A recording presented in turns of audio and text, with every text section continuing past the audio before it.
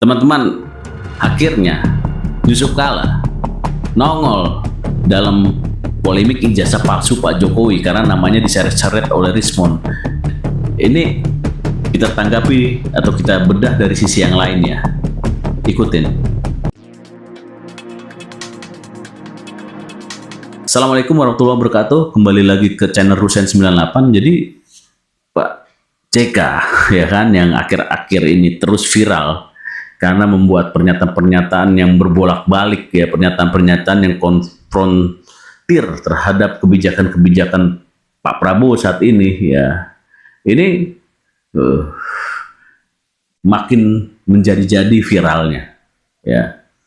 Tetapi saya melihat situasi ini bukan situasi yang biasa, teman-teman, bukan situasi yang normal ya kan. Mungkin kalau orang-orang melihat ini hal-hal biasa aja karena namanya disangkut pautkan oleh Rismon, akhirnya ini mesti harus turun gunung nih menggunakan kuasa hukumnya. Ya mungkin sebatas itu aja, teman-teman.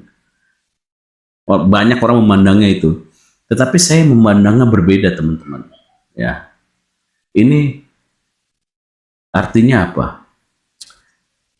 Yusuf Kala sudah melegitimasi dirinya memang terjun di dalam konsentrasi politik 2029 dengan dia melakukan konversi pers dan dia melakukan akan melakukan laporan ya kepada Rismon. Artinya dia masuk ke area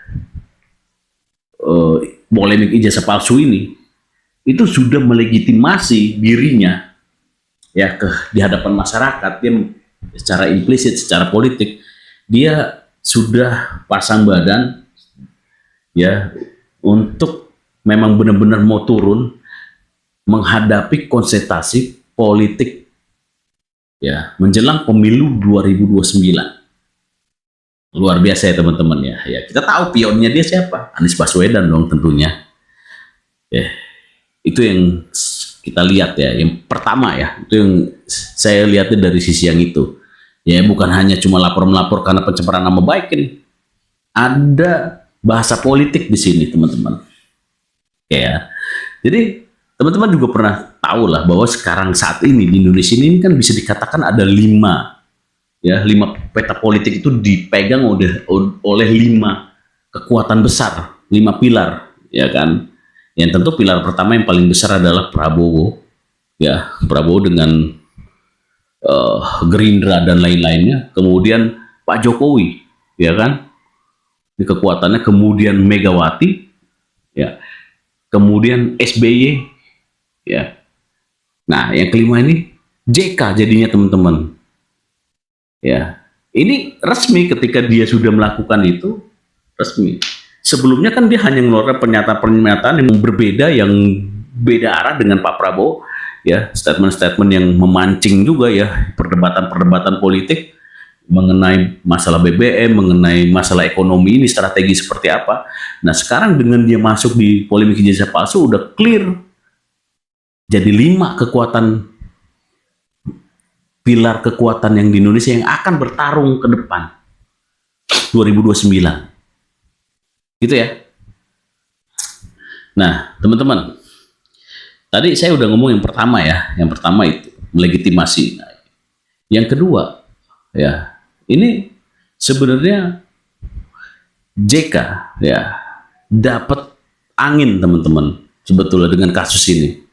Ini kita nggak tahu apakah kita salah langkah ya, ngegebuk terus menggebuk terus pernyataan-pernyataan dia di konten-konten dan membantah dan bahkan menentang apa yang dia katakan. Nah, tapi dia sekarang dapat angin, teman-teman. Pak JK ini dia menjadi viral, dia menjadi masuk frame ya, in frame ke dalam media sosial ya. Artinya itu kan clear, dia dapat angin, teman-teman.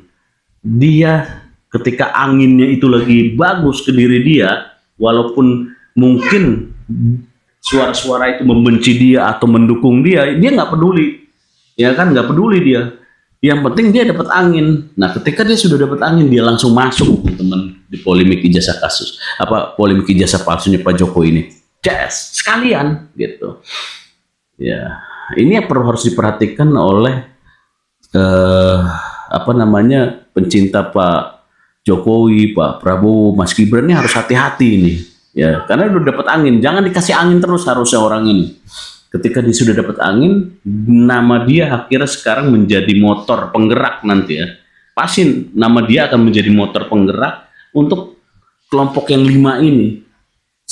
Dan di bawahnya kita tahu jaringannya dia adalah geng Makassar, kemudian orang-orang pembenci Pak Jokowi, kelompok Islam identitas, ya kan, yang menggunakan politik identitas, itu akan masuk ke dia semua teman-teman, dan dia akan menjadi garda di depan, gitu ya. Nah, jadi 5 kelompok yang nggak main-main kekuatannya juga, gitu. Nah itu mesti harus diperhitungkan oleh kelompok-kelompok politik, apalagi kita gitu yang pecinta Pak Prabowo, Pak Jokowi, Mas Gibran harus hati-hati, harus kita lihat ini ya. Mungkin sebenarnya setelah ini kita jangan pernah lagi membicarakan dia, kita diemin aja orangnya, dia mau melakukan apa nggak perlu di apa namanya di komentari atau direspon, karena semakin direspon dia semakin dapat angin dan nama dia semakin naik gitu teman-teman. Ya apalagi dia memang mesti harus turun, karena walau gimana pun apapun dia harus menjaga legasinya dia teman-teman, bisnisnya dia teman-teman. Jadi gitu ya teman-teman. Ini Pak JK ini jelas-jelas clear, nanti pasti yang pion yang paling itunya kan Pak Anies Baswedan akan ditongolin sama dia, walaupun semua orang juga udah tahu gitu loh arahnya kemana. Ya, jadi kelompok-kelompok pengusaha, kelompok-kelompok politik, kelompok-kelompok yang mengatasnamakan agama, ya kan akan merapat tuh nanti. Ini kita lihat aja. Ini pergerakan dia sudah kebaca kok bahwa nanti ini memang konsentrasi di 2029 ya. Jadi bukan cuma dia mengkritik ini untuk kelihatan hebat gitu ya, atau kelihatannya apa namanya memang mau buat rusuh, buat chaos, enggak, bukan targetan dia, panjangnya bukan itu teman-teman. Targetan dia adalah ya dengan momen Pak Prabowo sekarang masalah fiskal ini, ya dia bicara, dia mengatakan mengatakan di forum-forum di mana-mana, itu akan membuat arah politik yang berbeda, dia akan membelah. Nah yang hati-hati ini kan kelompok-kelompok seperti Megawati, yang di bawahnya Pak Puan atau Pramono, mungkin ininya pion-pionnya, itu sekarang agak kesalip loh, agak-agak kesalip dengan manuvernya si Pak JK ini, ya kan. Ya, tetapi kalau kekuatan yang paling besar saat ini adalah kekuatan penggabungan antara Pak Prabowo dengan Pak Jokowi, itu luar biasa kekuatannya teman-teman.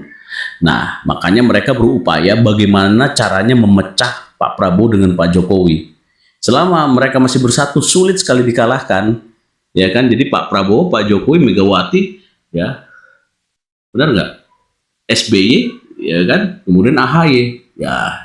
Ini bisa jadi Pak Prabowo, Pak Jokowi bersatu, Megawati ya bisa bersatu dengan Yusuf Kala, tapi secara ideologi enggak lah ya.